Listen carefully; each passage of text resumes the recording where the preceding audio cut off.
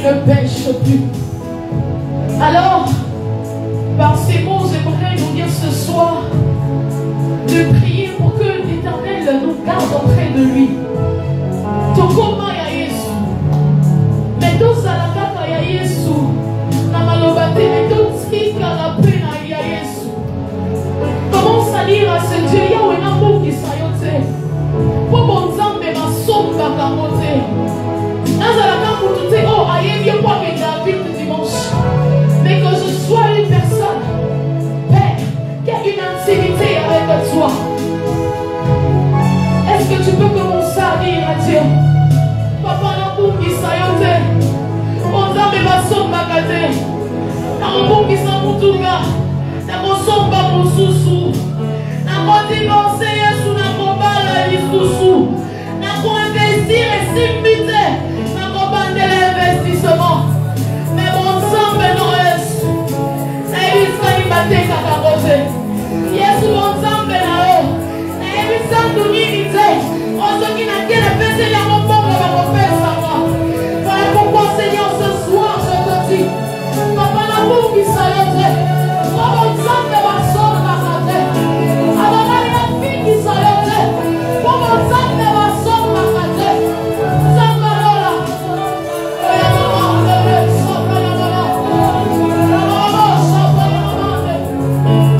Tu fais bien de prier. Tu fais bien de prier. Tu fais bien de prier.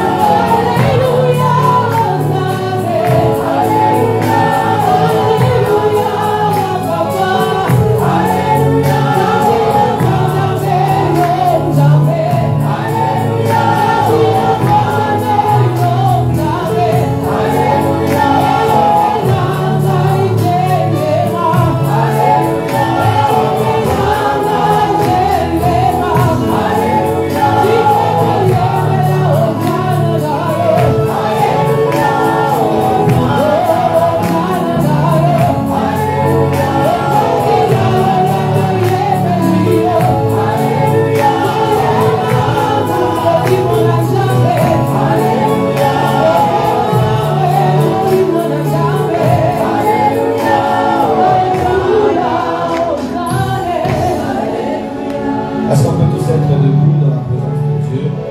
Tenons-nous tous debout devant le Seigneur. Nous sommes dans sa présence, sa gloire est en ces lieux. J'aimerais que pendant quelques minutes, que tu battes les mains, que tu dises à Dieu, une nouvelle saison commence maintenant. Battons nos mains et prions. Battons nos mains et prions. Battons nos mains et prions.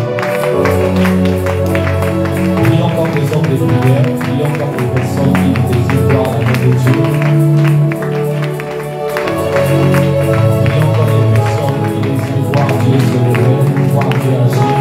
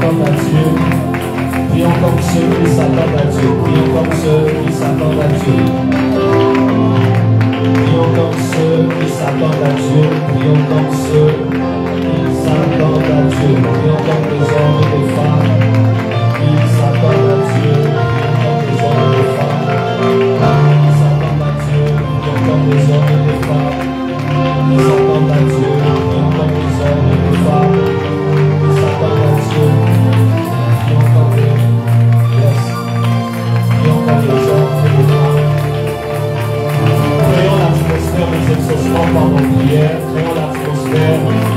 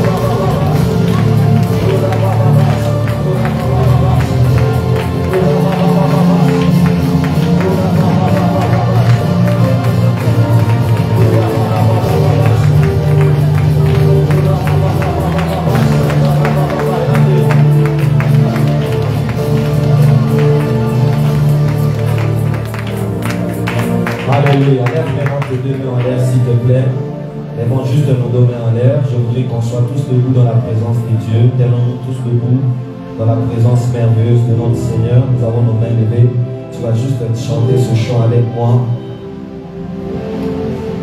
Alpha, Omega. Chantons le son, la chorale, on y va.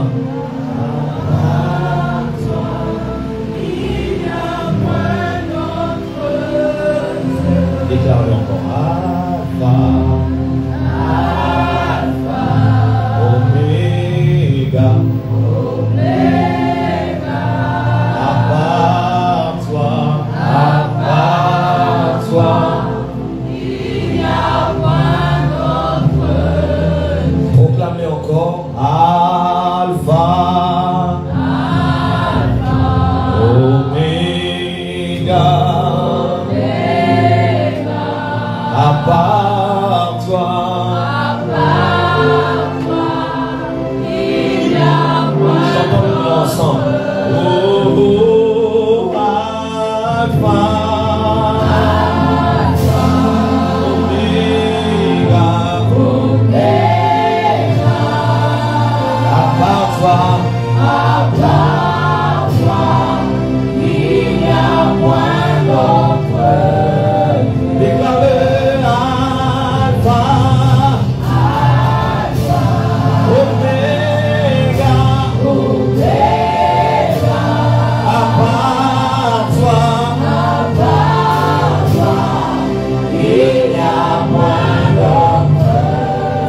Une dernière fois.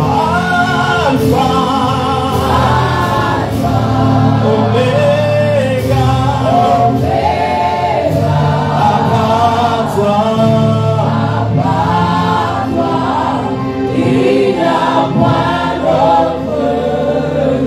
Père, bénis ces moments, exauce toutes nos prières de cette semaine. Fais-nous la grâce de témoigner de ta fidélité au nom de Jésus. Nous disons 3 fois Amen, Amen, Amen.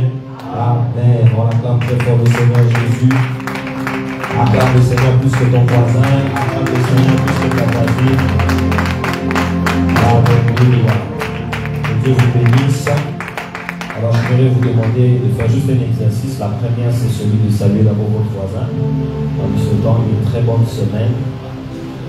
Souhaite à quelqu'un une très bonne semaine. Peut-être que la semaine a mal commencé pour lui.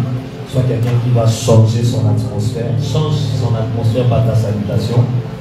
Si on n'a pas fait des câlins toute la semaine, soit la première à faire le câlin, soit la première à faire ce câlin, soit la première à faire un bon câlin, avec un bon sourire. Amen. Ça fait la joie de se retrouver dans la présence de Dieu. La deuxième des choses que je veux vous demander, est-ce que nous qui sommes derrière, est-ce qu'on peut juste se rapprocher? S'il vous plaît, rapprochons-nous de quelques sièges. Que Dieu vous bénisse, merci de le faire. Et que Dieu vous bénisse abondamment. Avancez juste devant. Que Dieu vous bénisse abondamment. Acclamons encore le Seigneur Jésus. Amen.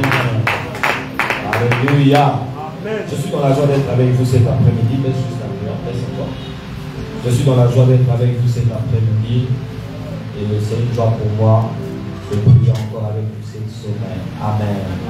C'est un privilège et une grâce que Dieu nous fait dorénavant. À chaque fois que nous aurons culte, nous allons commencer à prier pour notre pays. Amen. Amen. Nous prierons avant, tout comme nous prierons après. Alléluia.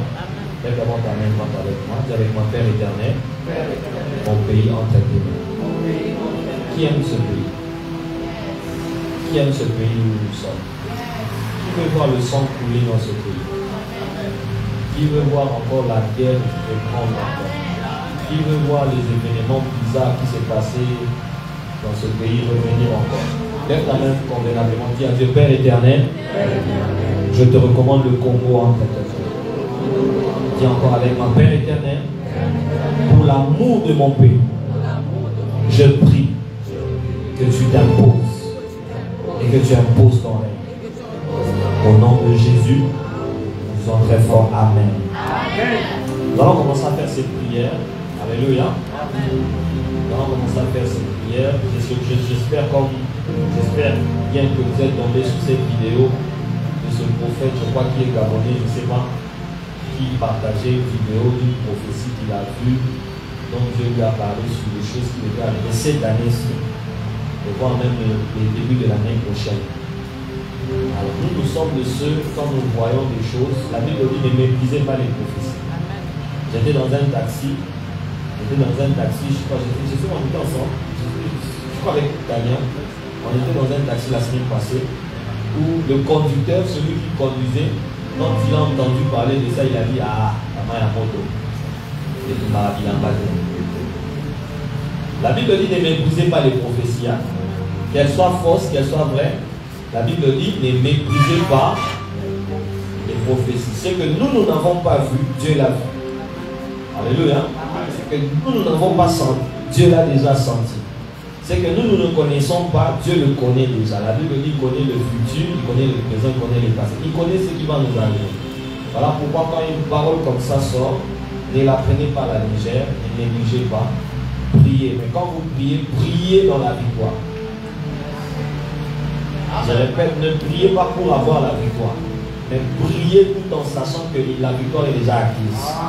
Alléluia. Parce que la parole de Dieu dit dans Ésaïe 7:7, cela n'arrivera pas. Et cela n'aura pas lieu. Même quand je prie parce que je sais que cette chose-là ne va pas avoir lieu. Dis d'abord avec moi, le Brazza n'est pas Ouagadougou. Dis encore avec moi, Brazza n'est pas Bamako. Dis encore avec moi, Brazza n'est pas Djamena. Amen. Hein? Qui croit avec moi, c'est vrai. Que Dieu vous bénisse. Prenez vos Bibles avec moi. Je vais partager avec vous une toute exhortation qui va nous conduire à la prière. Je suis dans 2 Samuel chapitre 18, à partir du verset 19. Tout ce mois, le Seigneur m'a mis à cœur. J'étais en train de vouloir vous parler sur la foi, mais le Seigneur m'a conduit autrement. Amen. Pendant que j'ai prié, le Seigneur m'a conduit autrement et m'a demandé de vous parler sur la nouvelle saison. Et nous avons commencé cette série depuis la semaine passée. Nous allons continuer avec jusqu'à la fin de ce mois, la nouvelle saison. 2 Samuel chapitre 18, verset 19. Nous allons lire jusqu'au verset 33. La Bible dit ce qui suit.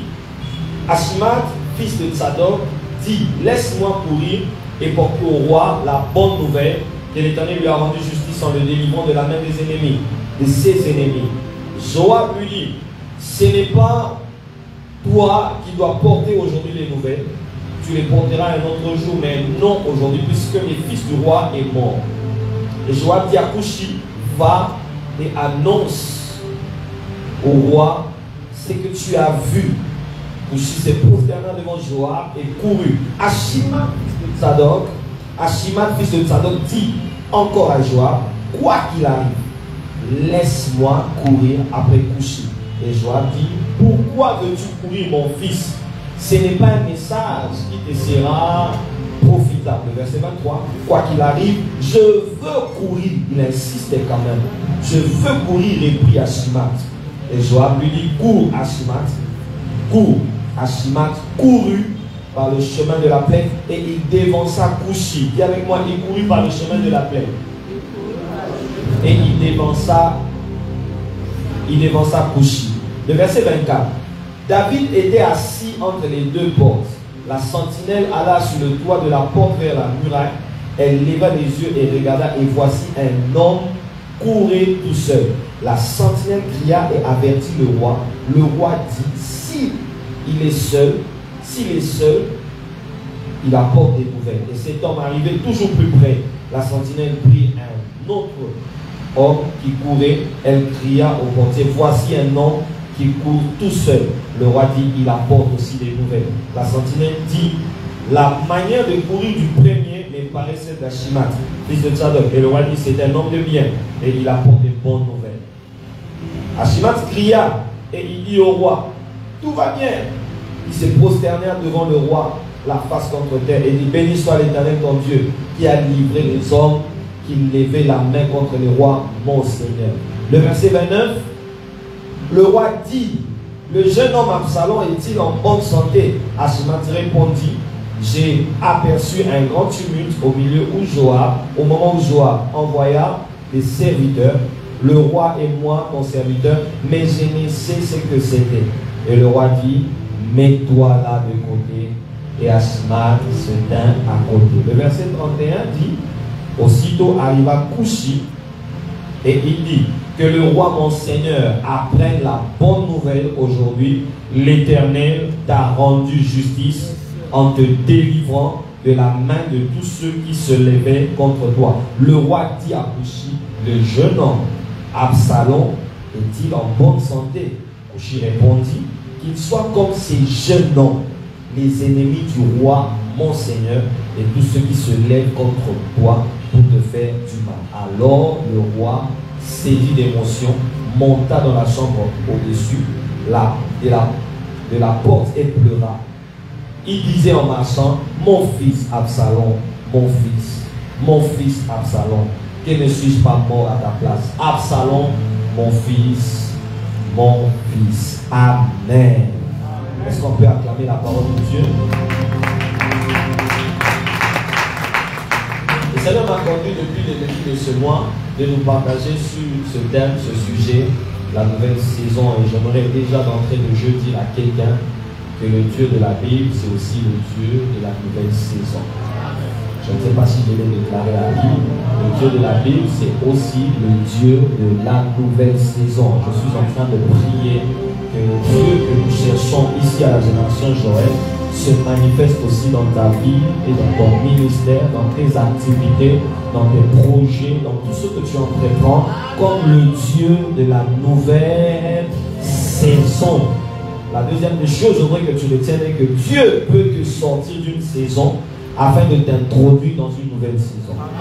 Je répète, Dieu est celui qui sort les hommes d'une saison et les introduit dans une autre saison. Ce sera le cas pour toi autour de ce mois de juin ici. Ce mois de juin sera particulier. Je suis déjà en train de déclarer, prophétiser. Ça sera très particulier. Dieu va sortir certaines personnes d'une saison et les introduire dans une autre saison. Il n'y a que 2 personnes qui vont dire Amen.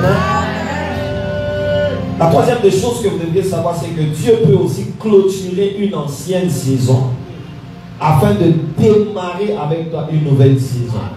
Vous savez, Dieu, dans sa manière de faire, il fait aussi des choses comme ça. Par moment, il vient clôturer une saison afin de démarrer avec toi une nouvelle saison.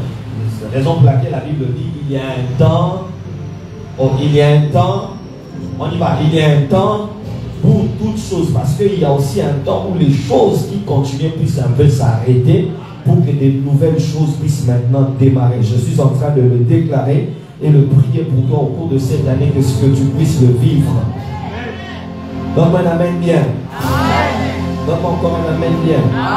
Une autre chose que je voudrais insister, c'est que Dieu aussi peut utiliser les hommes pour t'introduire dans une saison. Dis avec moi amen bien.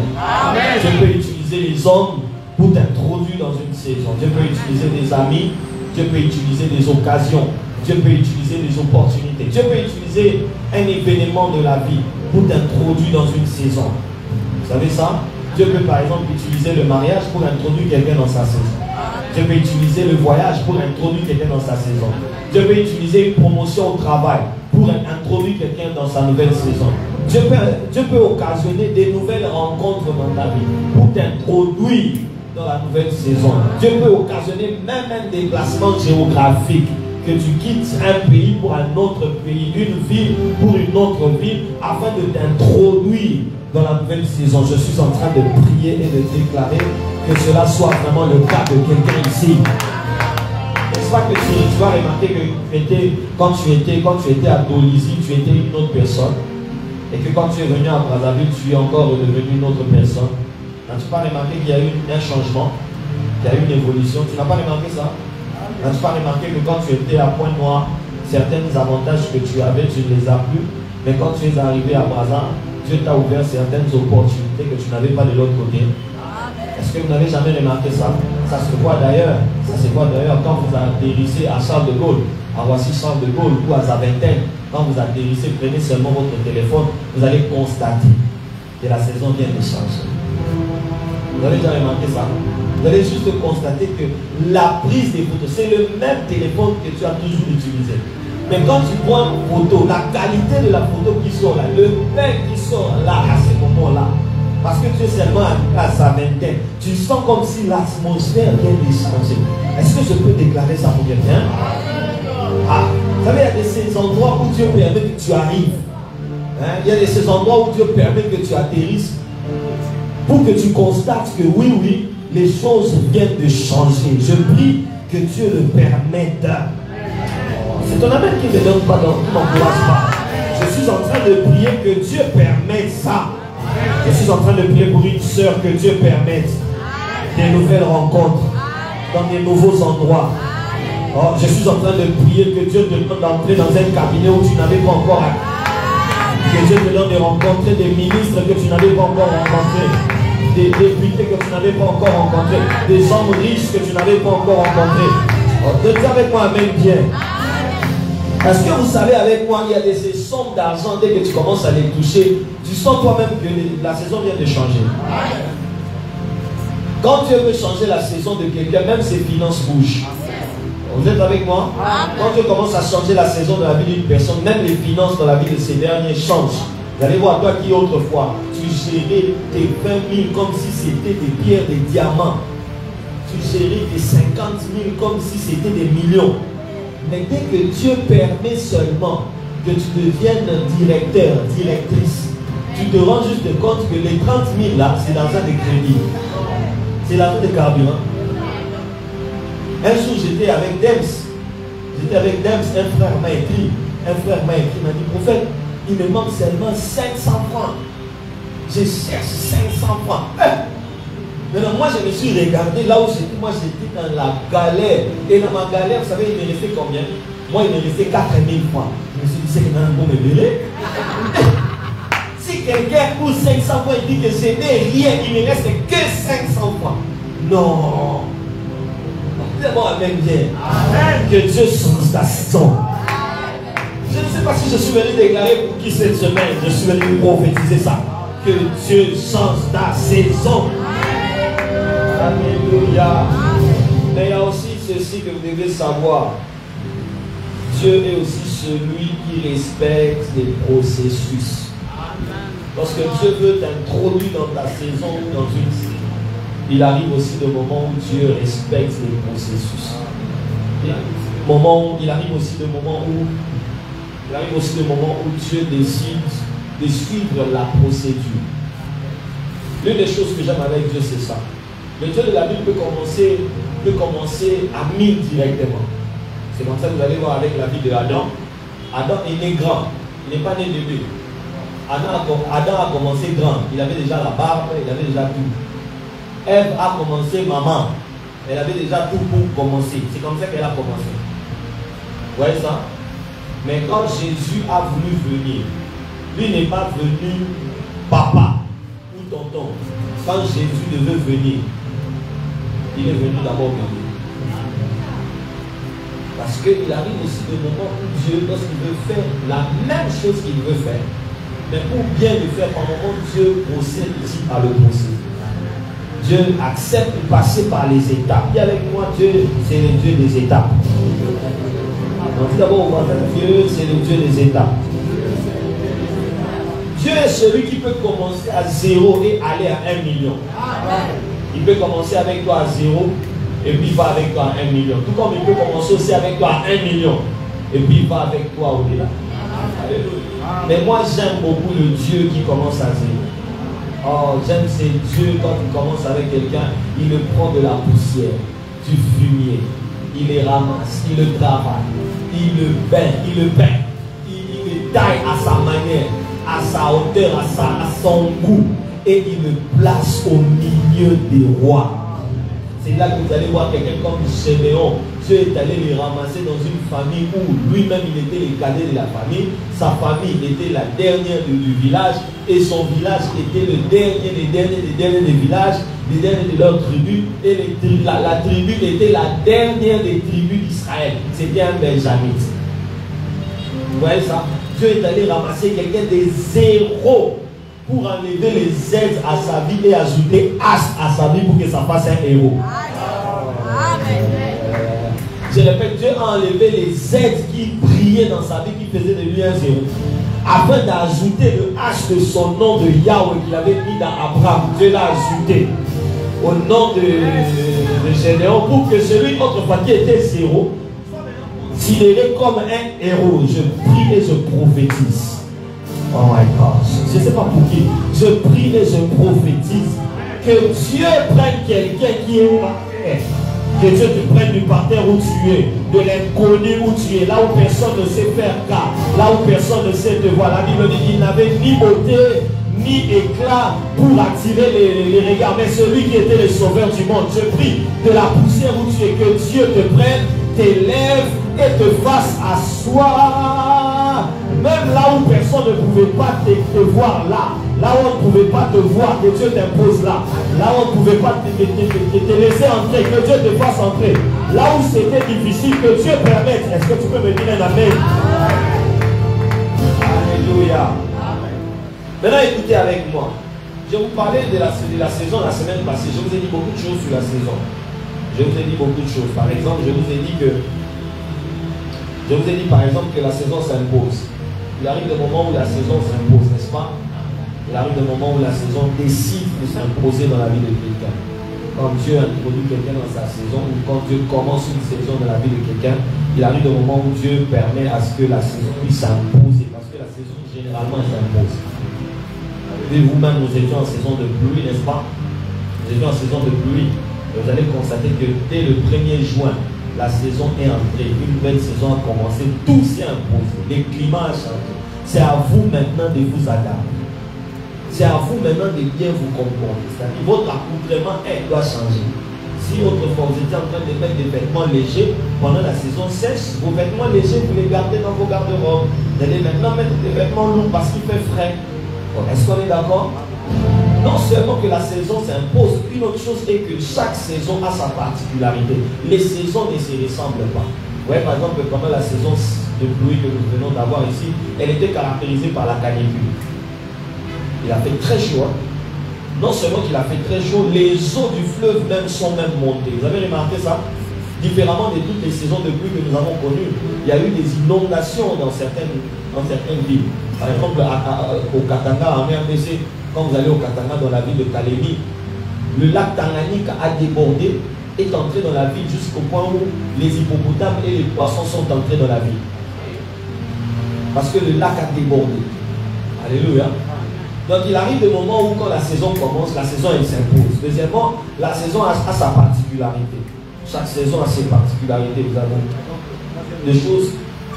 Troisième des choses, chaque saison a ses combats. Il y a ces saisons, quand vous entrez, vous n'avez pas des combats. Vous n'avez rien. Vous vivez dans une paix, dans une tranquillité.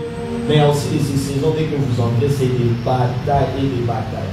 C'est des difficultés après difficultés. C'est des pleurs après pleurs. Des grincements des dents après grincements des dents. Chaque saison a ses avantages. Il y a ces saisons où vous bénéficiez, mais aussi ces saisons où vous ne bénéficiez pas. Il y a ces saisons où vous vivez des avantages d'un seul côté, mais il y a aussi des saisons où lorsque vous entrez, vous vivez des avantages d'un autre côté. Dites avec moi avance prophète. La troisième, une autre chose, je vous ai dit, est que la saison se prépare. La saison, on n'entre pas dans la saison tout bonnement comme ça. La saison se prépare. La saison, elle se prépare. Il faut préparer la saison. Tu veux qu'une nouvelle saison commence déjà à la préparer. Tu veux entrer dans une nouvelle saison, prépare cette nouvelle saison. Alléluia. Prépare cette nouvelle saison. Nous avons vécu quelque chose, nous sommes en train de vivre plutôt des choses en RDC. Des choses. Par exemple, ce qui se passe en RDC, c'est qu'il y a quelque chose qui se passe dont tout le monde est en train de remarquer dans notre gouvernement qui est sorti. Le gouvernement qui est sorti est que la majorité des personnes qu'on a nommées autrefois étaient des célibataires. Par exemple, la première ministre qu'on a nommée, elle était conseillère de l'actuel ministre de l'économie. Elle était conseillère. À l'époque, le monsieur était ministre de l'économie. Ouais, du temps de Kabila. Elle était conseillère dans le cabinet. Et aujourd'hui, elle est nommée ministre. Elle aussi, à son tour, elle a engagé le gars qui était son chef à devenir son ministre dans son gouvernement. Deuxième des choses, l'actuel ministre de la Justice a été radié dans les collèges des avocats. Pourquoi? Parce qu'il a juste eu à avoir un malentendu, un accrochage avec les procureurs de la République. Et le procureur avec tout le collège avait décidé de les radier. On l'a ravi sa carte d'avocat. Aujourd'hui, il est ministre de la justice. Vous allez rendre la carte, oui ou non? Oh, répondez-moi, vous allez rendre la carte, oui ou non? Parce que celui que vous avez ravi la carte est devenu votre boss. Dis d'abord au voisin, soyez bien avec les gens. Hein? Dis d'abord au voisin, soyez bien avec moi aujourd'hui. Tu ne sais pas demain ce que je peux devenir. Hein? Tape d'abord la main de quelqu'un, dis-lui, sois bien avec moi. Sois bien avec moi. Amen. Vous savez, nous on croyait que ça s'arrêtait là. Ça ne s'est pas arrêté là. Ça ne s'est pas arrêté là. C'est encore aller plus loin. La ministre de la jeunesse, c'est une dame. La ministre de la jeunesse, elle était, il y a quelques mois ici, elle était bourgmestre adjoint. Donc en d'autres termes, elle était comme maire adjoint. Elle était le maire adjoint. Mais au moment où je vous parle, ministre de la jeunesse. Donc, elle est bourgmestre, elle est gouverneur, tout le monde sous ses pieds. Ne jouez pas avec les petits des gens. C'est avant ce prophète. Maintenant, là où je voudrais attirer votre attention, c'est que beaucoup de ministres qui sont nommés n'ont pas préparé leur saison. Quand vous étudiez comment ça entrait, vous allez juste finir par découvrir la majorité n'ont pas eu à se préparer. Ils ne s'attendaient pas à être un ministre demain. C'est là que vous voyez une vidéo qui est en train de circuler sur les réseaux sociaux d'une ministre qui est ministre maintenant, mais il y a quelques mois, on l'a retrouvée à Dubaï. À Dubaï, en train de se dénuder. Donc, elle mettait les photos sur les réseaux. Elle ne savait pas que demain, elle allait devenir quelqu'un d'important. La saison, elle se prépare. Quand tu sais que demain, tu seras quelqu'un, commence à éviter certaines choses aujourd'hui. Je ne sais pas si je suis en train de parler prophétiquement à qui. Quand tu sais que Dieu va t'amener quelque part, évite certaines choses aujourd'hui. Et beaucoup plus évite les réseaux sociaux. Trop poster n'importe quoi, n'importe quand, n'importe comment va te coûter demain.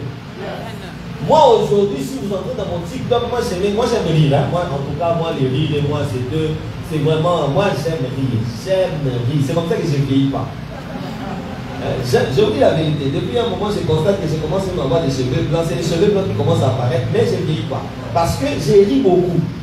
Moi, ma thérapie c'est rire, c'est ça, rire. Moi-même pour guérir, il faut seulement que je ris. Il faut seulement rire pour moi, c'est tout. Maintenant, à l'époque, par exemple vers les années 2020, 2018, 2020, quand je suis entré sur TikTok, j'aimais trop poster les histoires des blagues. J'aimais trop blaguer, rire, riposter même ce que les autres ont posté. Aimer, commenter, même moi ça me fait du bien. Si je ouvre mon téléphone, j'ai plus de 1500 vidéos de blagues. Rien que pour, je peux rester là même quand il n'y a pas d'électricité, rien que pour rire. Mais vous savez quoi?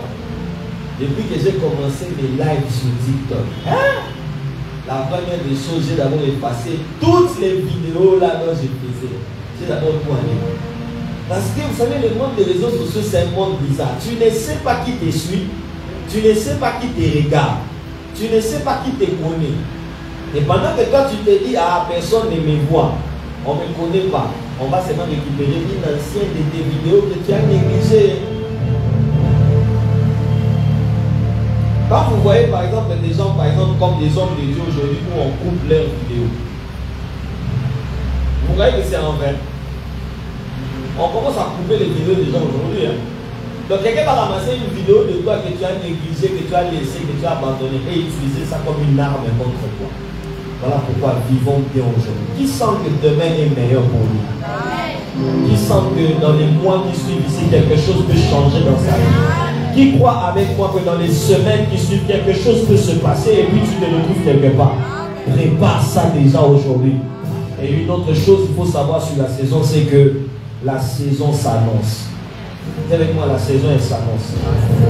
La saison elle s'annonce. La saison ne vient pas comme ça. Je vais donner beaucoup d'exemples. Quand une femme veut aller accoucher, qu'est-ce qui se passe?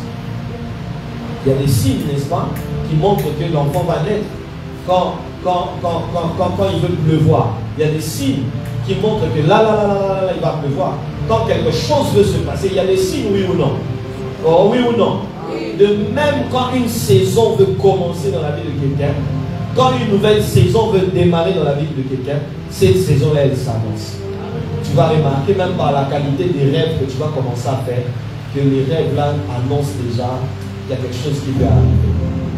Même par la qualité des rencontres que tu fais, tu remarques seulement que il y a quelque chose qui est en train de vouloir arriver. Vous voyez ça? Même la manière dont les gens t'approchent, tu remarques juste que la saison est en train de changer bientôt. Par la manière dont tu commences à affronter certaines choses, tu remarques et constates seulement que la saison est déjà en train de changer. Qui est en train de sentir quelque chose? Qui est en train de sentir quelque chose? Voilà pourquoi mes frères et sœurs, préparez votre saison. Amen. Amen, amen. Le texte que nous avons lu nous dit ceci.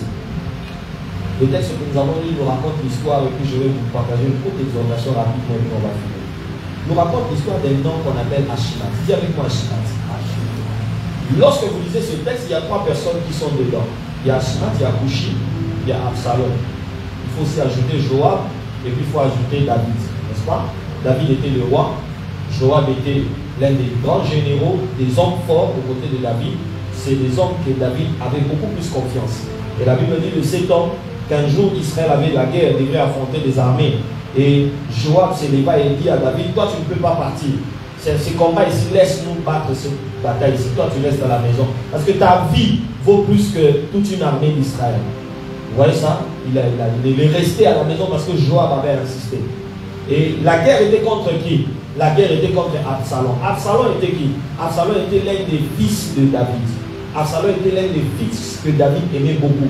Et David avait même déposé tout son cœur dans Absalom. Il le voyait même comme étant un successeur. Vous voyez ça? Il avait toutes ses pensées. Parce que de tous les fils que David avait, il y avait que Absalom qui était très proche de lui. En d'autres termes, il était comme la réserve de l'Éternel de David. Amen. Vous voyez ça? Il était vraiment sa réserve. Non, c'est dans mon thème. Donc dès que je parle là, c'est lui qui va rester avec le royaume. Mais cet homme qu'on appelle Absalom a raté sa position. A raté la chose qui devait lui revenir. Vous savez comment il a raté? La Bible dit qu'il s'est allié à l'un des alliés de son père, l'un des conseillers de son père qui s'appelait Achitophel. Ensemble avec Achitophel, il a commencé à recevoir des conseils d'Achitophel afin de commencer à combattre David. Maintenant, ce qu'il ne savait pas, il attaquait quelqu'un sur qui il y avait l'onction de Dieu. Je bénis ces personnes qui te combattent sans le savoir. Oh. Je ne sais pas si je l'ai dit à qui. Je bénis ces personnes-là qui s'appellent des ennemis. En fait, ils ne savent pas lesquels. Qui est ces personnes qui sont en train de combattre? Il n'y a pas eu d'onction de Dieu sur ta vie. Ce qui est bien, c'est que ce ne sont pas tes coups qui vont les battre. C'est l'onction qu'il y a sur ta vie qui va les battre. Ce n'était pas les mains de David qui avaient battu Absalom, mais c'était l'onction royale qui était déposée sur sa tête et qui est allée battre Absalom. Dis avec moi, amen bien. C'était lui le potentiel remplaçant. C'était lui qui était appelé à remplacer David. Mais la Bible dit, cet homme qu'on appelle Absalom a raté. Il est entré en guerre contre son propre père. Il a commencé à combattre son père. Il est allé vraiment en guerre. Et la Bible dit, David dit à Joab qui allait en guerre, il a dit, faites la guerre. Tuez tout celui que vous voulez tuer, mais s'il vous plaît, épargnez le fils Absalom. Je le veux encore vivant. Malgré qu'on attaquait son fils, le père avait toujours un cœur ouvert envers son fils. Malgré qu'on allait en guerre contre le fils, mais le père avait déjà un cœur très disposé. Si mon fils revenait, je vais lui faire grâce. Il était toujours compatissant malgré les situations qui se passaient. Et la Bible dit, ils sont allés en guerre. Quand ils vont en guerre, Absalom il meurt. Je ne vous ai pas des autres détails. La Bible même dit qu'il est mort, les cheveux attachés sur un térébinthe. Il était attaché entre ciel et terre, il ne savait pas descendre. Au point que Absalom a même demandé à l'un de ses soldats de pouvoir les tuer. De pouvoir les tuer avant que les ennemis ne puissent arriver. Il est mort de cette manière parce qu'il avait beaucoup de cheveux. Amen. Et quand vous étudiez l'histoire, vous allez voir que, je vais vite pour gagner en temps, la Bible dit, il fallait maintenant aller annoncer à David que Absalom est mort, que le fils est mort. Quand il était question d'aller annoncer, la Bible dit, Joab va choisir un homme qu'on appelle Kushi. Vous voyez ça? On va choisir Kushi pour l'envoyer aller annoncer la nouvelle. On amène Kouchi, on dit à Kouchi, va annoncer au roi que voilà, le fils est mort. Ashimat, qui était à côté, Ashimat a entendu. Ashimat a dit non, non, moi aussi je veux partir annoncer la nouvelle. On a dit à Ashimat, ce n'est pas toi aujourd'hui qui y va. Reste. Ashimat a refusé. Il a encore insisté. Laissez-moi partir, aller voir le roi. Joab lui dit, Ashimat, aujourd'hui ce n'est pas ton jour. Reste à la maison. Reste avec moi ici. Ashimat a refusé. Ashimat a dit, coûte que coûte, je veux quand même courir. Alors malgré qu'il a insisté, la Bible dit, Joab lui donne l'opportunité de courir et de partir. Quand il commence à courir, regardez la différence des deux, Ashimat et Kouchi. La Bible dit, pendant qu'il courait, Kouchi prend le chemin des montagnes. Il a cherché à gravir les montagnes pour arriver jusqu'au roi David. Tandis que Ashimat, lui, en lieu place de prendre le même chemin, lui, il a pris le chemin de la plaine. En d'autres termes, il a pris des raccourcis. Dis avec moi, des raccourcis. Il a pris des raccourcis pour arriver là où il voulait arriver. Et la Bible dit qu'ils sont arrivés. Premièrement, Ashimat, celui qui a pris le chemin le plus rapide, est arrivé aussitôt. Quand il arrive, il rencontre le roi. Et le roi pose la question, comment va le fils? Directement, il dit, le fils, je ne sais pas ce qui s'est passé, mais c'est que je sais, Dieu a donné la victoire au roi. Cette réponse l'a écarté. Il était venu avec une bonne nouvelle. Le roi, il y a eu la victoire dans notre camp. Mais qu'est-ce qui est arrivé au chef? Je ne sais pas. J'ai seulement entendu du bruit et puis apparemment il y a eu quelque chose de mauvais. Mais ce qui est vrai, je n'ai pas de nouvelles. Mais toi, tu n'as pas de nouvelles pour aujourd'hui. Et la Bible dit, Kouchi qui est venu en retard. Lorsqu'il arrive, la Bible dit, Kouchi annonce au roi que voilà ce qui est arrivé. Le roi a commencé à pleurer et Ashimat a été gardé. Kouchi a été accueilli. Qu'est-ce que ce texte nous donne comme leçon? Lorsque Dieu veut commencer avec vous une nouvelle saison, sachez aussi qu'il est aussi possible de rater votre saison. Est-ce que je peux maintenant vous expliquer? Il est possible de rater sa saison. Il est possible de rater d'entrer dans sa vraie saison. Beaucoup de gens ne sont pas entrés dans leur saison alors qu'ils étaient à la porte. Beaucoup de gens ne sont pas entrés dans une autre saison de leur vie, dans une autre étape de leur vie, parce qu'ils ont raté l'opportunité d'entrer. Qu'est-ce qui fait que les gens puissent rater d'entrer dans leur saison? La première des choses, quand vous lisez ce texte, vous allez comprendre avec moi que ce n'était pas le temps d'Ashimat de courir. Ne pas attendre son temps te fera rater la saison. Lorsque tu veux vivre une nouvelle saison, il faut attendre son temps. Ce n'était pas le jour d'Ashimat, c'était le jour de Kouchi. Mais Ashimat, lui, il a voulu courir. Il ne savait pas que ce jour-là n'était pas son jour. On lui a même dit, ce n'est pas ton jour. Il a insisté. Ne pas attendre son temps. Nous avons beaucoup de gens aujourd'hui qui veulent vivre le Dieu de la Bible, mais bizarrement, en voulant vivre le Dieu de la Bible, ils veulent précipiter les choses. Ils ne veulent pas attendre leur temps. Frères et sœurs, tu veux vivre ta nouvelle saison, attends ton temps. Vous savez qu'il y aura plus de amen. Amen. Qui déjà n'a pas amen, n'a pas tout cas, ça n'a pas fleuve, tout à l'heure. On a valise, on a ça. Comment tout ça qui est collé, on avait que de temps en temps, je vais commencer à me ressourcer des amens là-bas. Je répète, attends ton temps. Dis d'abord au voisin, il faut apprendre à attendre son temps. Il faut apprendre à attendre son temps, mes frères et sœurs. Si ce n'est pas ton temps, ce n'est pas ton temps. Si ce n'est pas ta saison, ce n'est pas ta saison. Si ce n'est pas le moment, ce n'est pas le moment. Nous avons beaucoup de gens aujourd'hui, beaucoup de jeunes, beaucoup de chrétiens aujourd'hui qui veulent précipiter les choses. Vous savez, depuis un moment, nous sommes dans une génération, vous avez remarqué ça, une génération qui aime le take-away, fast food. Vous avez déjà remarqué ça? Vous avez remarqué ça, oui ou non? Les gens aiment trop du take-away, hein? Fast food. À peine qu'il y a une moto, à peine, on saille.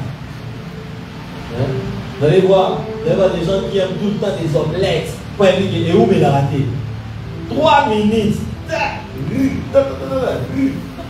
Elle lit pas. Les yeux ici. Ouais, les gens n'aiment plus les choses qui durent. Les gens aiment maintenant les choses qui vont vite. C'est là que vous allez voir quelqu'un, par exemple, comme Ashimat, en lieu et place de prendre les chemins de montagne. Lui, il a fouillé les chemins les plus difficiles. Il a pris un raccourci. Mes frères et sœurs, vous allez remarquer avec moi que tout ce qui est vite fait ne dure pas.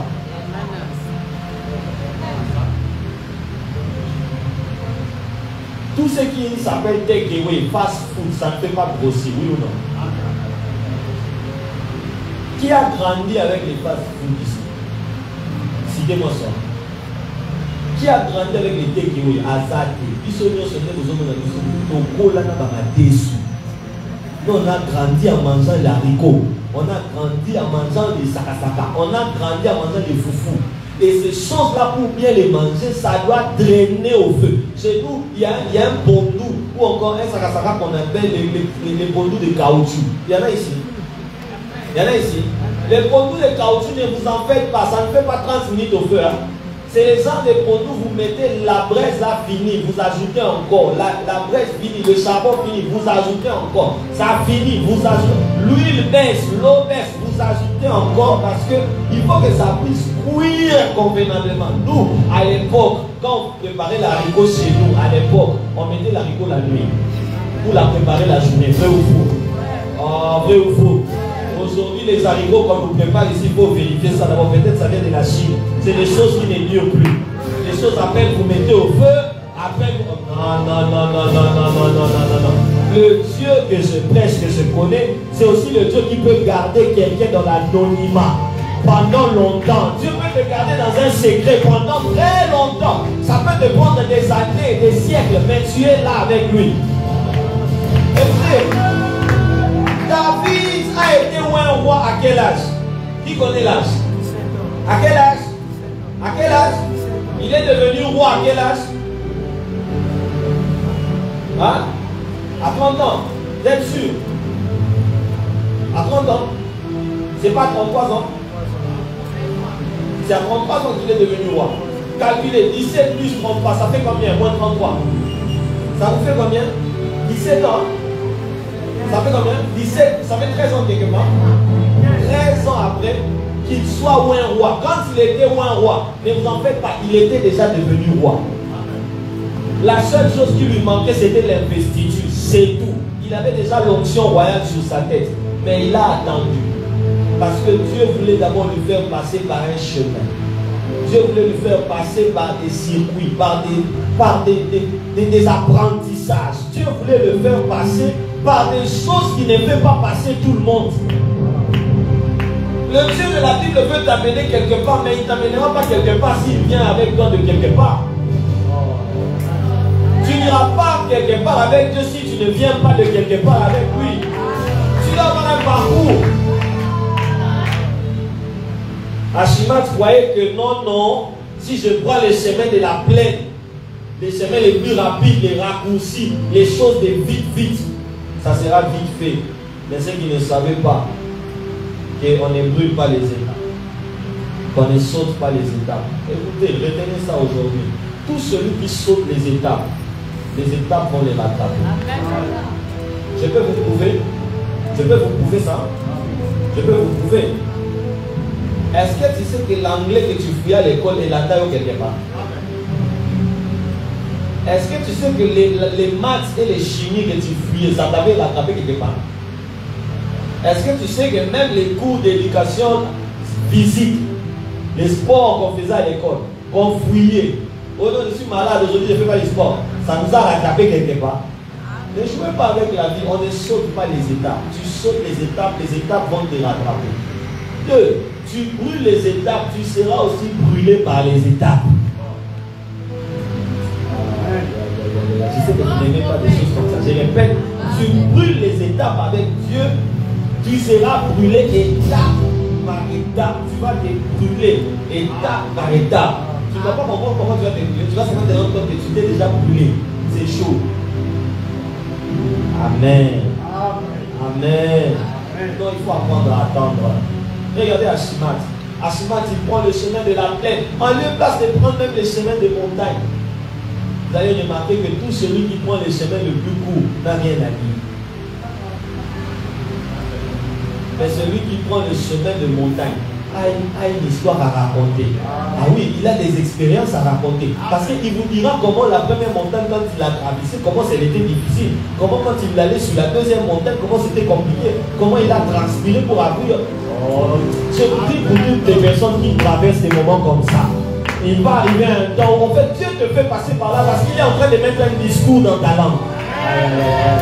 Dieu est en train de te faire passer par ces étapes parce qu'il a déjà mis un discours que tu dois raconter à certaines personnes. On dit amen avec moi. J'ai vu plusieurs personnes dans mon pays, voire même dans le monde, à peine ils ont commencé. C'est comme s'ils avaient apparu pour disparaître. Il y a des gens comme ça, ils apparaissent pour disparaître. Et puis tu te poses des questions, pourquoi tu avais apparu? Il y a même des musiciens comme ça. Regardez les musiciens. La majorité, chrétiens comme païens, ils apparaissent pour disparaître. Où est ce petit-là qui disait, bah, si portait Bagani, hey, il a apparu, il a disparu. C'est compliqué, hein? Quand vous ne respectez pas les étapes vont vous rattraper à un niveau. Avec moi d'abord, amen. Amen. J'ai vu beaucoup de jeunes là. Moi je me souviens à une époque, vous allez toujours voir le prophète Jonas. Je me souviens un jour, j'ai vu le prophète Jonas imposer les mains à quelqu'un. Et cette personne a commencé à prophétiser. Et il prophétisait terriblement, sérieusement. Alors moi ça m'avait énervé. J'ai dit au prophète, non. Nous quand même c'est vrai qu'on prophétise, mais pas à ces niveaux-là. Pourquoi tu ne nous imposes pas aussi la main pour qu'on aille aussi à ces niveaux-là? Ce jour-là, le prophète m'a dit, je vais t'expliquer après. Un autre jour, j'ai vu un frère là qui est venu, je crois, des États-Unis. À peine il arrive, et des affiches dans la ville. Le prophète est arrivé dans la ville. Moi, je me suis dit, c'est que nous sommes à haut, tout ça va continuer. C'est lui le prophète. Vous voyez, ce genre de personnes, quand il arrive quelque part, il met l'affiche sur les réseaux sociaux. Je suis dans la ville, je suis dans la ville. Quand il demande à quelle ville tu es, même un chef de quartier ne le connaît pas. Alors je me souviens que plusieurs fois, je suis allé voir le prophète, je lui dis, PDG, dis-moi d'abord, qu'est-ce qui se passe qu'est-ce qui arrive que les autres là qui viennent, à peine ils arrivent, à peine ils brillent, à peine ils arrivent, à peine ils montent. Je me posais toujours cette question et moi ça me frustrait. Vous voyez, ça me frustrait. Je disais au PDG, on t'a fait quoi? On t'a fait quoi? Explique-nous des choses, on t'a fait quoi? Explique-nous, donne-nous des clés. Donne-nous des clés, comme ça nous aussi on va ouvrir les portes. Ouvre-nous les clés. Pourquoi tu nous fais ça? Alors un jour pendant que je parlais avec PDG m'a dit, aujourd'hui je vais t'expliquer les clés que tu cherches. Je vais t'expliquer. Et il a commencé à me donner des conseils. C'est comme ça que si vous lisez l'une de mes publications sur Facebook, j'écris souvent les laboureurs et ses enfants. Ce sont les discussions qu'on a eues ensemble. Alors dans l'une de nos discussions, un jour il m'a fait asseoir, il m'a dit, est-ce que tu sais que dans ce monde où nous sommes dans un monde nous vivons un phénomène dans ce monde qu'on appelle système Yamadesu. Ah oui, je vous ai dit, système Yamadesu, ça veut dire quoi? Oui, ce monde où nous sommes, c'est comme un système Yamadesu. Alors il a commencé à m'expliquer, il m'a dit, tout celui qui s'est préparé et que quand il prend la réponse, il met dans l'eau, il se passe quelque chose. Vous avez déjà remarqué ça? Qu'est-ce qui se passe? L'haricot se divise en deux parties. Il y a une partie qui monte vite dans l'eau, sur la surface, et l'autre reste sur le fond, n'est-ce pas? Et qu'est-ce qu'on fait avec ce qui monte vite? On enlève et on jette. Pourquoi on jette ça? C'est des mauvaises graines. C'est troué, c'est infecté, il y a des insectes dedans. Voilà pourquoi on les écarte, on les met de côté. Mais ce qui reste au fond là, qu'est-ce qu'on fait avec? C'est ce qui rencontre l'huile, c'est ce qui rencontre la tomate, c'est ce qui rencontre les épices. De même dans la vie, nous vivons aussi le système de Yamadesu. Tu vois, quand tu vois quelqu'un, à peine vous avez commencé, lui il vient après, à peine il vient d'arriver. À peine vous avez commencé. À peine les choses ont commencé, à peine il commence à avoir des visions seulement. À peine, c'est des stades et des palais, des congrès qui réunissent des milliers de gens. À peine. Ne vous en faites pas. La majorité ne traîne pas. La majorité, on les écarte et on les oublie facilement. sais pas si je viens de dire ça. Amen. Tous ceux qui montent vite ne traînent pas. On les écarte facilement et on les jette. Mais ceux qui restent dans les fonds de la marmite, ceux qui connaissent la chaleur du fond de la marmite, ceux qui connaissent la chaleur qu'il y a sous le fond de la marmite, ce sont ceux-là qu'on prépare.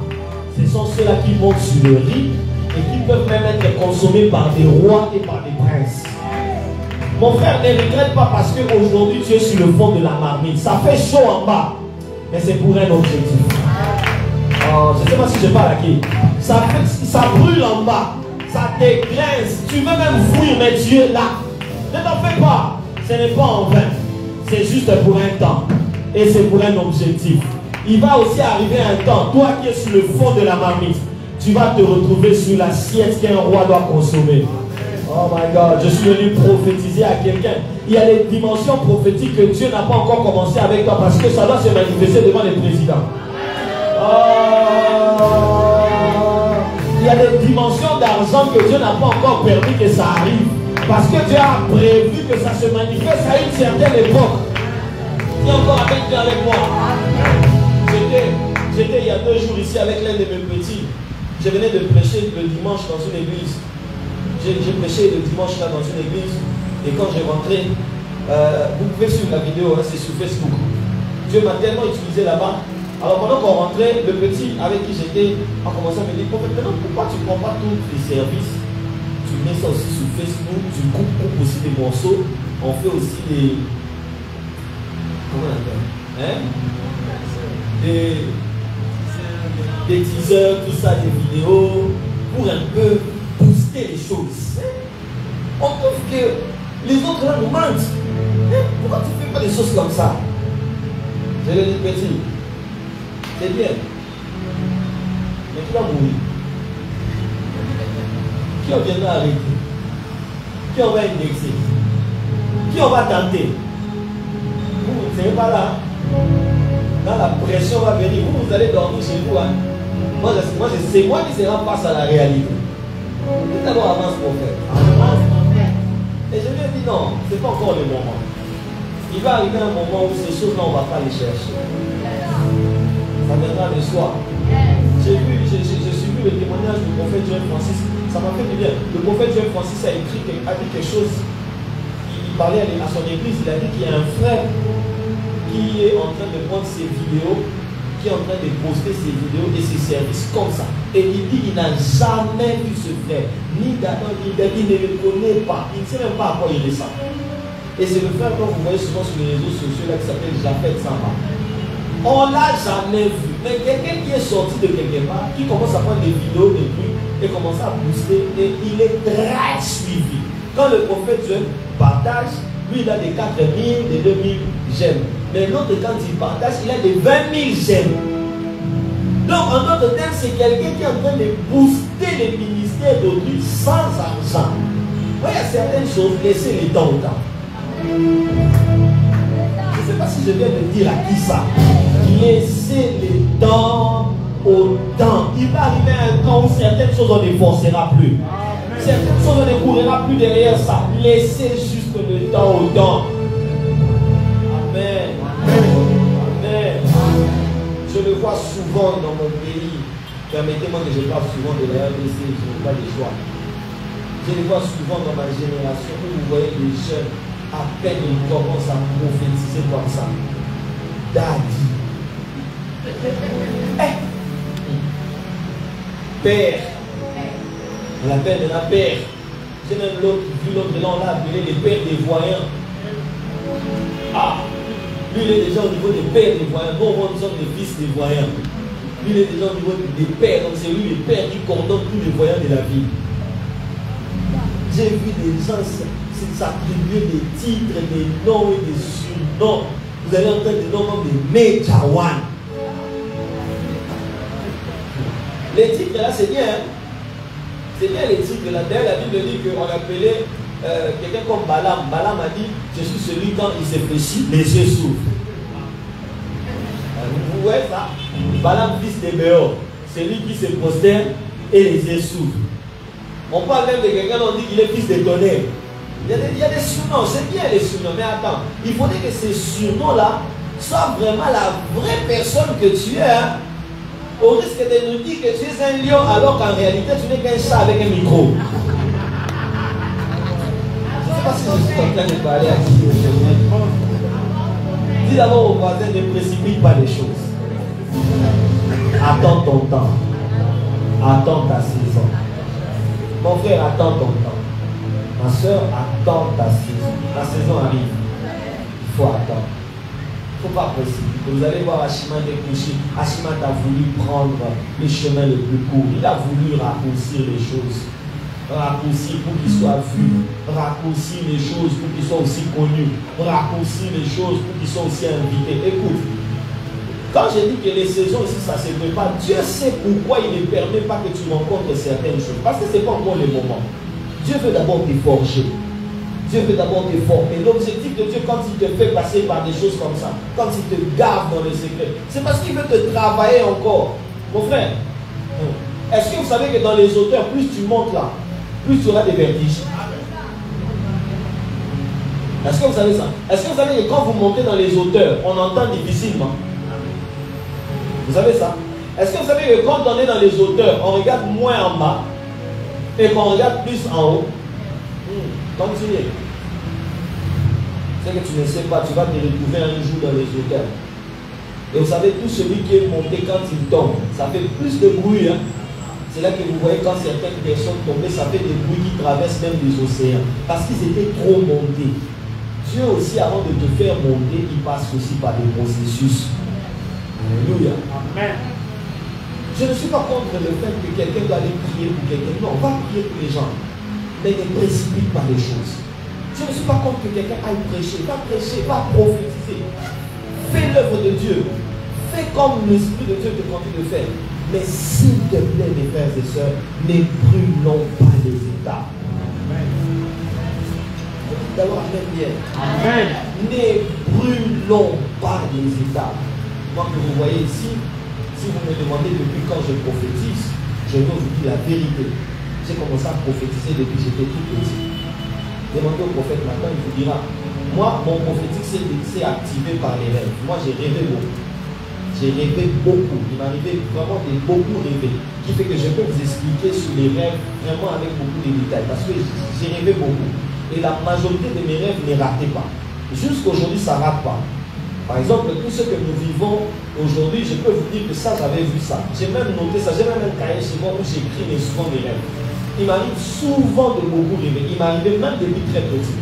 Quand j'ai commencé à grandir, à un moment donné, la puberté est arrivée, j'ai eu à perdre cette chose-là. J'avais perdu cette chose, je ne rêvais plus, je ne voyais plus rien, je ne prophétisais plus. Il m'arrivait de fois, on était à la maison, quelqu'un venir comme ça à la maison nous rendre visite et j'ai dit à maman, prends ça, va donner à cette personne. Et maman était toujours là en train de dire à toi aussi au l'électricité. Quand maman regardait, moi j'allais au congélateur, j'ouvrais, je me donnais quelques provisions et j'allais donner au visiteur qui était là. Dès que je lui donne, le visiteur a commencé à pleurer. Et il dit, en fait, j'étais venu, je n'étais pas venu pour rendre visite, j'étais venu demander des lettres. Ouais, ça. Moi j'ai vécu ça comme ça, déjà très tôt, très petit. Très petit, je me souviens un jour, on était à la maison, papa était en mission, il est allé prêcher quelque part. Et pendant qu'on était là, je me suis levé la nuit, j'ai dit à maman, il faudrait qu'on prie pour papa parce que je vois qu'il y a quelque chose de mauvais. Et on a commencé à prier. Quand on a prié comme ça, papa nous appelle, il a raté un accident. Plusieurs fois, je répète, plusieurs fois, j'ai vécu des scènes comme ça. Et quand j'ai grandi, j'avais perdu ça, ça s'était arrêté. Mais comment c'est revenu? C'est revenu après mon baptême. Moi j'ai eu mon baptême le 30 juillet 2005. C'est là que j'ai eu mon baptême. Vous voyez, c'est là que j'ai eu mon baptême le 30 juillet 2005. Et quand j'ai eu mon baptême, c'est là que les choses se sont ouvertes. Et Dieu m'avait fait grâce à l'époque. J'ai commencé à côtoyer les hommes de Dieu. J'ai commencé à côtoyer premièrement l'église Logos Rema. J'ai côtoyé le pasteur Marcelo. J'ai côtoyé beaucoup de serviteurs de Dieu. Et être sous les pieds de tous ces hommes de Dieu ont permis à ce que l'onction et la grâce qui étaient en moi puissent commencer à se manifester et à se développer. Qui fait que même quand je me suis rapproché du prophète Joe Gaz vers les années 2009-2010 par là, c'est là que vraiment l'onction a commencé à se manifester d'une autre manière. Mais ça n'a pas commencé à peine le premier jour, je l'ai vu. Je me souviens la première fois où j'étais à sa rencontre, il m'a demandé d'aller le voir chez lui à la maison. J'étais à genoux, il a prié pour moi, il a prié pour mes oreilles, il a prié pour mes yeux. Ce jour-là, je suis rentré à la maison. Pendant qu'il priait, le Seigneur m'a dit, va prendre une offrande à main. Je suis allé prendre l'un de mes meilleurs costumes que j'avais et je suis venu lui offrir ça. Il a prié pour moi, c'était vers 2009-2010 par là. Et c'est passé, mais ce n'était pas du coup. Les choses ont commencé à s'améliorer avec les temps. Je me souviens un jour, j'étais dans une brousse avec des gens en prière. Là où j'avais vraiment remarqué que Dieu commençait à me parler, c'était que nous étions en brousse en prière quelque part. Pendant qu'on priait, il y avait beaucoup de gens. Et moi, au-dessus de la montagne, j'ai frissonné. J'ai pris une grippe qui m'avait attrapé. Une grippe m'a attrapé, j'ai commencé à frissonner. Et ce jour-là, j'ai dit au Seigneur, qu'est-ce qui se passe? Guéris-moi. Et le Seigneur me dit, il y a quelqu'un que je suis en train de guérir. Voilà pourquoi je te fais sentir ça. Je l'ai entendu comme ça. Et ce jour-là, vous savez ce qui va se passer? Ce jour-là, le Seigneur m'a dit, il y a une soeur qui est ici. Elle a des lunettes dans son sac. Et elle chausse de pointure 38. Et elle a une ordonnance médicale liée à ses yeux dans son sac. C'était vraiment très clair.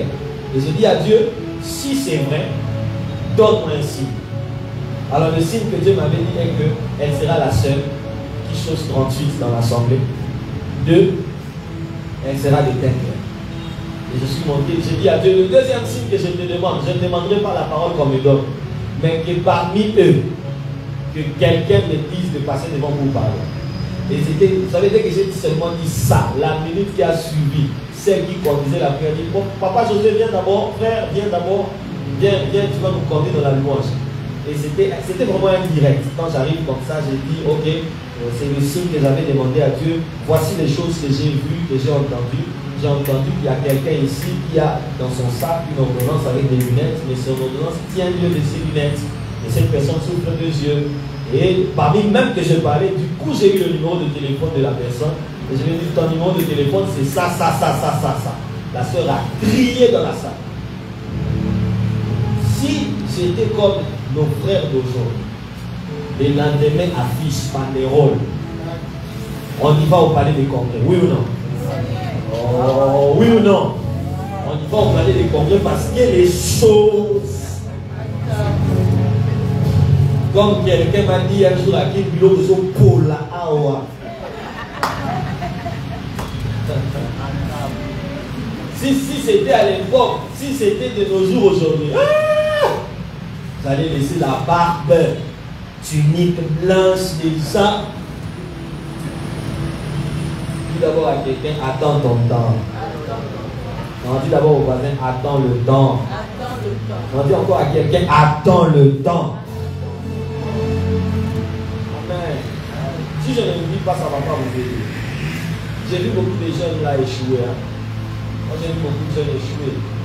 J'ai vu des gens commencer et puis ils ont échoué. À un moment donné, je voulais commencer mon propre ministère. Je me souviens que c'était même le prophète Jonas qui mettait la pression. Il me dit, tu commences quand? Commence.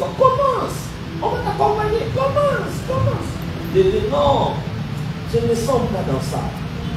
Et c'est depuis des années, même les années 2013, 2014 qu'on avait toutes ces discussions-là. Commence. Non, ce n'est pas encore le moment. Commence. Vous savez, quand Dieu te garde, c'est parce qu'il veut vraiment te remplir ton dépôt comme il se doit. Mon frère, est-ce que vous savez que moi, Dieu m'a fait grâce, hein? Dieu m'a fait quand même grâce, je vais finir par là pour ne pas prendre tout le temps. Dieu m'a fait quand même la grâce de prier avec beaucoup de gens. Et puis à un moment, je suis en train de prier avec beaucoup de gens. Je suis en train de prier pour beaucoup de familles. Même ce matin ici, avant de venir, j'étais avec beaucoup de gens que j'ai gérés. J'ai même pris les derniers canaux pour arriver. J'ai même failli rater les canaux parce que j'étais timidé comme ça. Et vous savez quoi? Dans l'expérience que j'ai fait avec le Seigneur, si tu ne te prépares pas conséquemment, tu vas faire des scandales. Beaucoup font des scandales parce qu'ils ne sont pas mieux préparés. Ils n'ont pas été très bien préparés. Est-ce que vous savez que le ministère ici va te permettre un jour de prier pour les gens? Est-ce que vous savez que le ministère va te permettre de demain, permettez-moi d'abord de parler du ministère parce que c'est de là où je suis. Le ministère va te permettre de demain de rencontrer certaines personnes. Et si tu n'es pas préparé, comment tu dois faire? Il m'est arrivé un jour d'aller prier pour une soeur. Il y a une soeur qui m'appelle, qui me dit, en fait, il faut que tu viennes prier pour moi, je vais me suicider. Moi, si je me dis, quand on veut se suicider, on ne signale pas. On meurt directement, nous on constate seulement que tu es déjà parti. Pourquoi tu nous fais des appels? Tu annonce-nous que tu es déjà mort. Comme ça, on vient seulement te prendre, on va t'enterrer. Comment tu peux venir nous dire que quand tu veux mourir, c'est que tu ne veux pas mourir? Oh non, je vais me suicider! Et ce jour-là, elle a dit, si tu ne viens pas maintenant, la minute qui suit, tu apprends autre chose. Alors pour la calmer, j'ai dit, bon, ok, il était 4 h du matin. Je lui ai dit, maman, il est 4 h. Après la Noki. La Noki, t'es quand même. Il m'a dit, heureux. Et à l'époque, je n'habitais pas encore chez moi, j'habitais chez ma tante. Alors elle m'a dit, si tu ne viens pas, moi je vais. Je lui ai dit, non, dis à ta mort d'attendre 6 h, 7 h. Et les jours quand même, après que le soleil sort. Hein? Et puis je vais finir. Il a quand même des patients, qu'elle te donne encore quelques heures. Non, je crois que je me lâche seulement. Je dis, oh, il y a cet esprit-là d'attendre.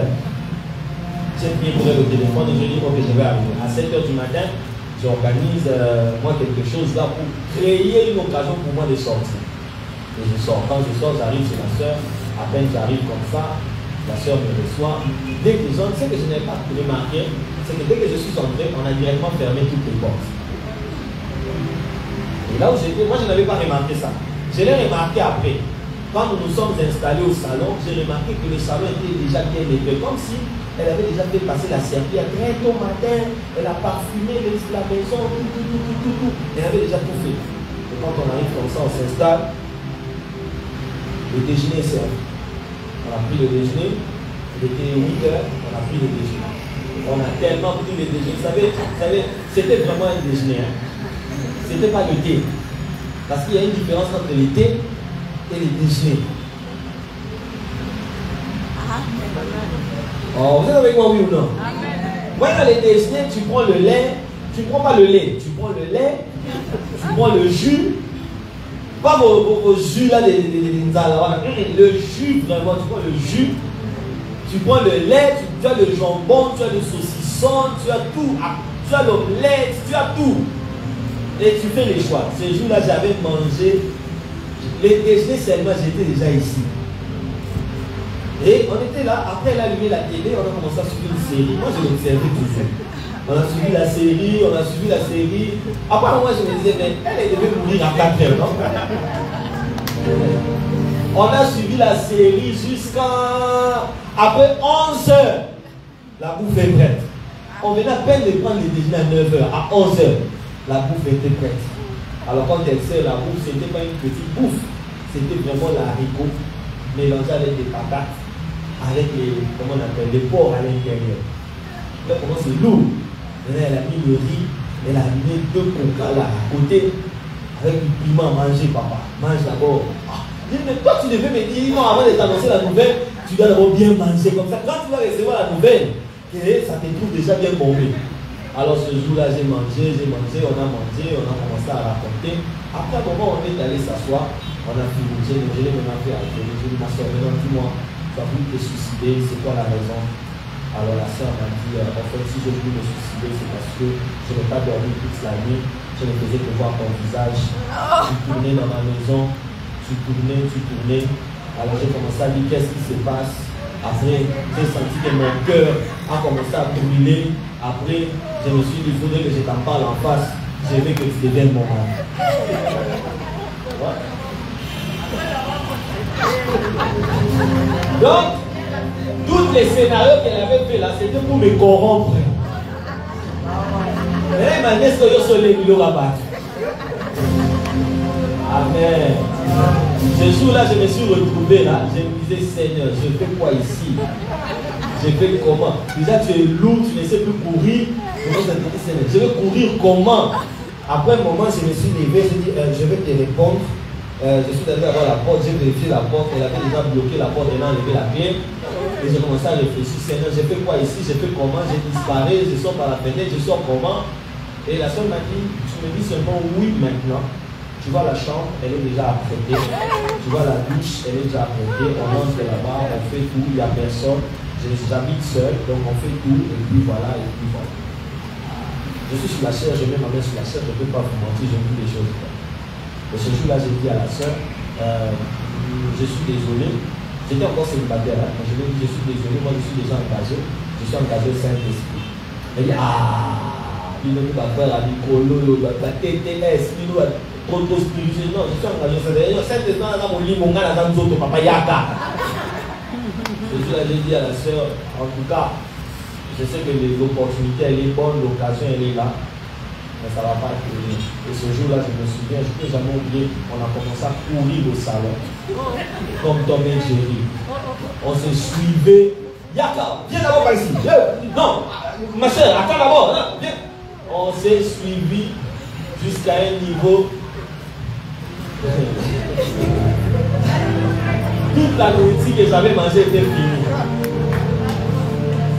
Et elle était fâchée, elle a commencé à pleurer. Ah, je vais pleurer, je vais faire un scandale, je vais crier, je vais violer. Elle dit, maman, j'accepte. J'étais violé, mais on voit que je sors de cette maison sur un sort. La chose qui m'avait sauvé, c'était quoi? La chose qui m'avait sauvé, c'est qu'on avait la première école de prophètes avec le prophète Joël Francis. La deuxième école de prophètes. Et dans cette école-là, le prophète Joël s'était invité. Et je me souviens que ce jour-là, quand nous sommes sortis des 6 heures de la maison, elle était fâchée, je ne te parle pas, on part. Et pendant qu'on marchait comme ça, après elle me dit, attends d'abord, elle me donne l'argent, ça c'est tout ton transport. Mais je ne te parle pas, prends d'abord ton transport, mais je ne te parle pas. Après quand on arrive devant le portail, je me rends juste compte qu'elle avait, je ne sais pas quelle technique elle avait fait, mais le portail était fermé de l'extérieur. Une manière de dire aux gens qui vont venir, d'oser. Et ce jour-là, quand je suis sorti de cette maison, de toute façon, j'ai couru et je ne suis plus jamais revenu sur cette maison. J'avais fait 3 mois sans l'appeler, je l'avais bloqué des parcours. Parce que je m'étais vu, ministère d'Anglais à la parterre. Alléluia. Alléluia. Ces choses-là, ça se prépare. Savoir dire non à une proposition, ça se prépare. Ça ne vient pas du coup comme ça, du coup après tu viens dire non. Il y aura des occasions où même dire non là ça devient compliqué, tu vas réfléchir 3 fois. Je me souviens un jour, je suis allé prier pour une famille ici à Pointe-Noire. J'ai prié pour la soeur à Pointe-Noire. La même soeur me dit il faut qu'on aille à Kin, surtout pour les autres soeurs qui sont à Kin. On arrive dans cette famille-là. Dès que je suis entré chez eux, il fallait les imposer tous la main. J'ai imposé la main et j'ai regardé. Et mais nous avons guéri, hein? Non, nous, Dieu nous a parachutés du ciel vers la terre. Eux, Dieu avait pris leur temps. Dieu les créait vraiment. Tu regardes vraiment quelqu'un, tu vois une beauté, Taylor Vanda, beauté avec éclat. On voit le Gézanga Mouma et le Gézanga Bouton. Seigneur, ils existent dans ce pays. Oui, oui. Maintenant, il faut les imposer les mains. J'ai prié, et heureusement, moi j'étais marié. J'ai dit, est-ce que je n'avais pas fait un mauvais choix? Pourquoi tu m'as mené seulement dans une histoire comme ça maintenant? J'ai imposé maintenant, je me dis, Seigneur, si tu m'avais laissé voir ces personnes avant.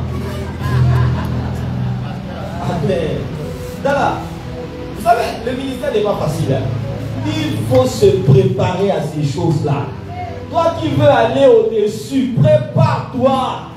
Toi qui veux arriver dans cette saison, prépare-toi. Amen. Amen.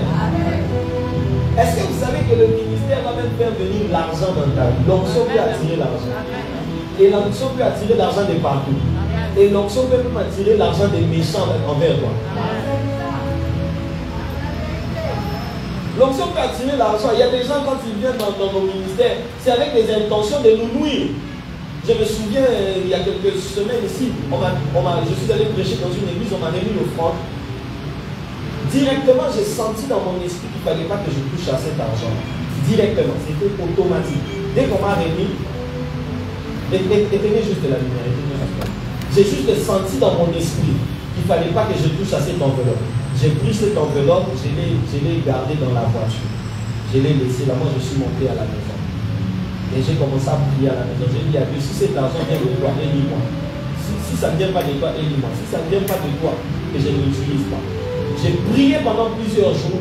C'est après avoir senti une paix dans mon cœur que je suis allé prendre cet argent et l'utiliser. Il y a cet argent que tu peux recevoir de quelqu'un, mais cet argent a une mission. Venir détruire une étoile qui brille dans ta vie.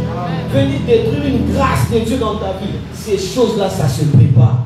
Si tu ne te prépares pas, tu deviendras cupide. Tu deviendras orgueilleux. Tu commenceras à prier pour les gens pour l'argent. Tu commenceras à imposer les mains en monétisant l'onction. Ça se prépare. Est-ce que j'ai suffisamment parlé à quelqu'un aujourd'hui? Nous allons continuer le jeudi. Lève ta main droite, dis avec moi, Père éternel. Je veux entrer dans ma nouvelle saison. Mais fais-moi grâce. On dit encore avec moi, Père éternel. Je veux entrer dans ma nouvelle saison. Transforme-moi. Guéris-moi. Aiguise-moi. Au nom de Jésus. Alors que tu as la main levée, commence à prier de cette manière. Commence à prier de cette manière. Commence juste à prier de cette manière. Commence à prier de cette manière. Commence à prier de cette manière. Commence à prier de cette manière. Commence à prier de cette manière.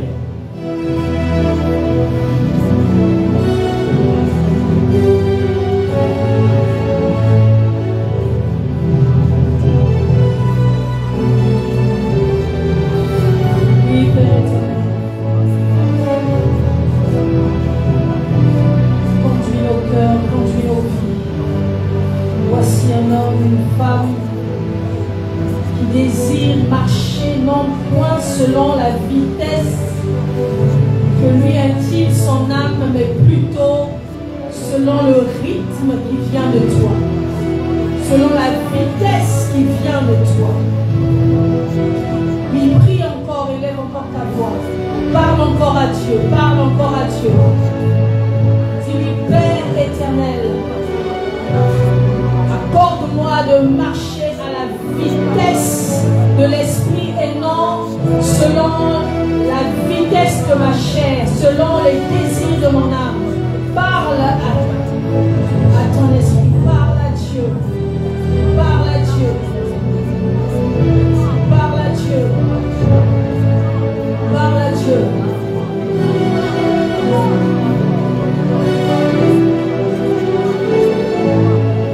Dans le nom de Jésus, dans le nom de Jésus, nous allons nous lever.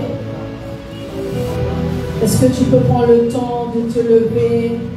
Lève-toi. Ce que je remarque dans ce qui a été prêché, c'est que l'attitude du premier qui a pris le chemin de la plaine, c'est-à-dire les raccourcis, c'était de plaire, c'était de gagner du temps. C'était la précipitation. Tu vas prier, tu vas déclarer, Père éternel, tiens-moi loin de la précipitation. Tiens-moi loin de la précipitation. Au nom de Jésus. Parle à Dieu, je prie maintenant, déclare ces choses. Dis, Père éternel, tiens-moi loin de la précipitation. Pour cette nouvelle saison, que tu ne sois pas dans la précipitation. De peur que tu ne puisses passer à côté de ta bénédiction. Que Dieu te tienne loin de la précipitation. Parle à Dieu.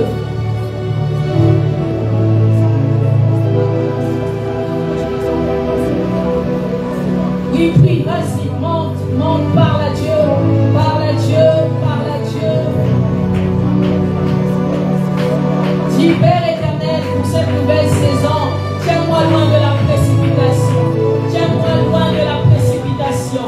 Garde-moi loin de la précipitation. Que je ne sois pas de ceux qui sont pressés à posséder, pressés à épater, pressés à paraître. Tiens-moi loin de la précipitation. Retiens la chair de la précipitation. Retiens la chair de la précipitation. Retiens les yeux de la précipitation. Dans le nom de Jésus.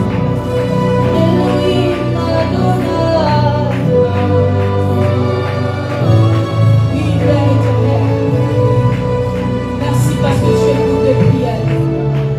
Merci parce que tu écoutes les prières. Au nom de Jésus.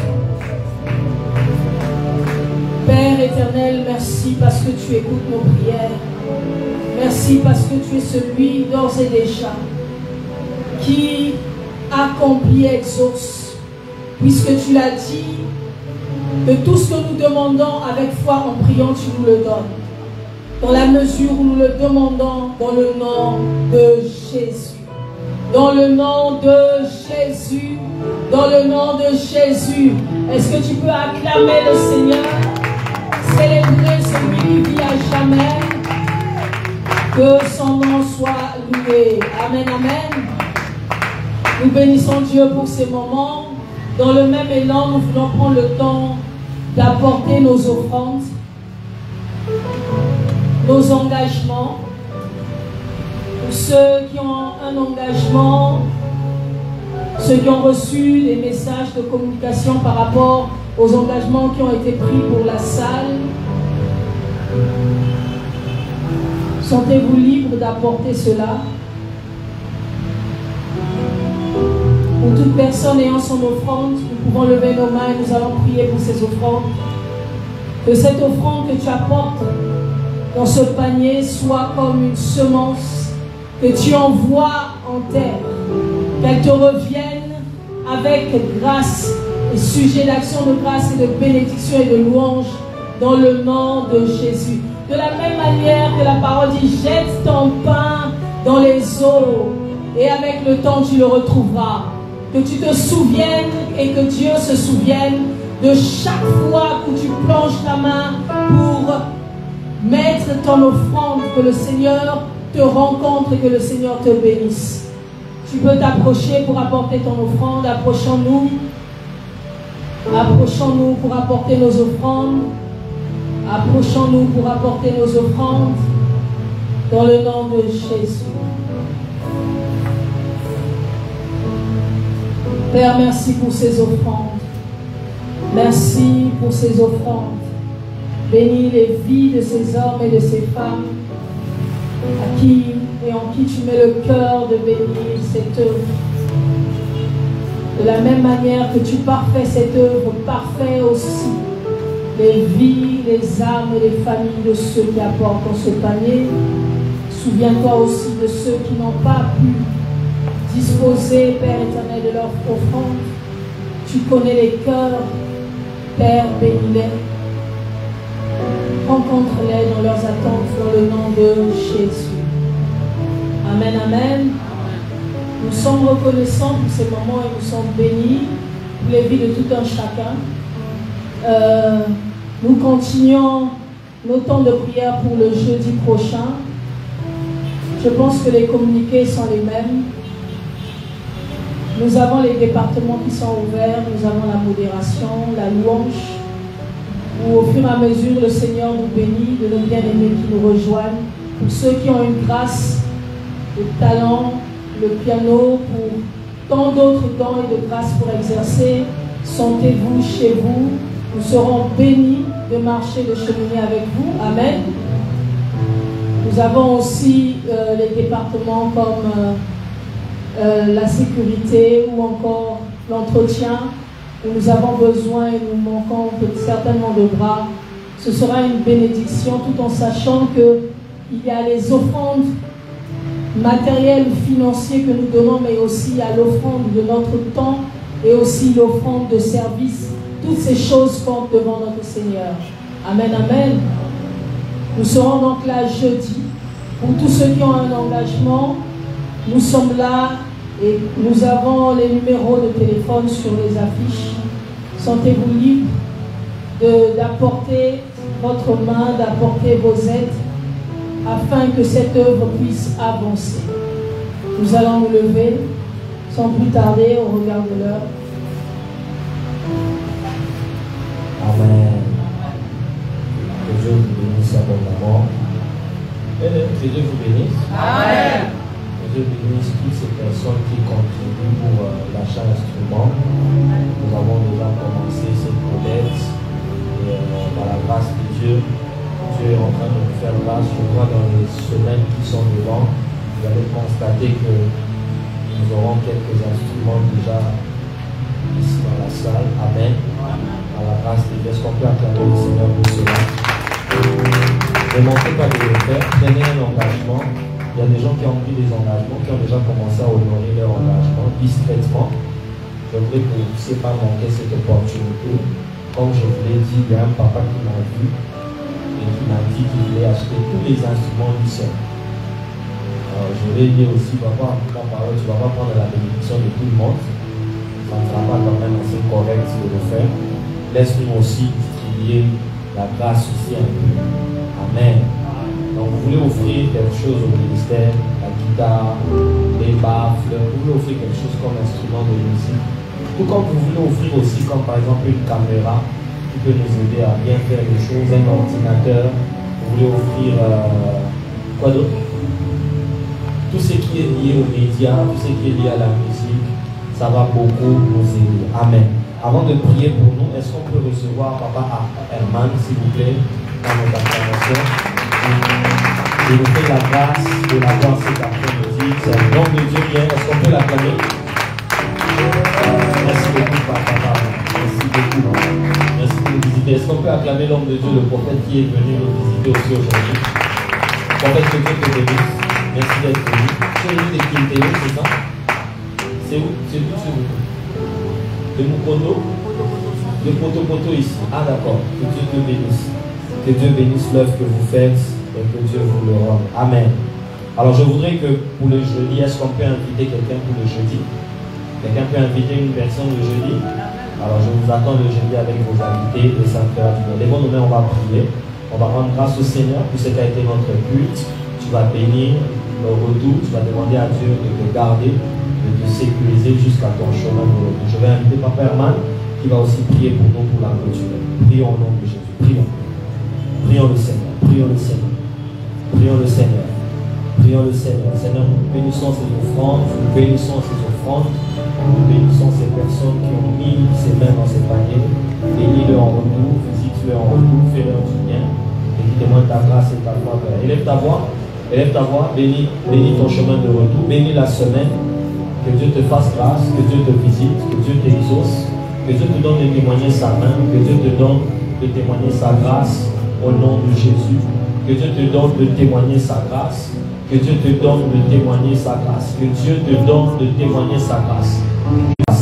Bénis ton chemin de retour, bénis cette nuit.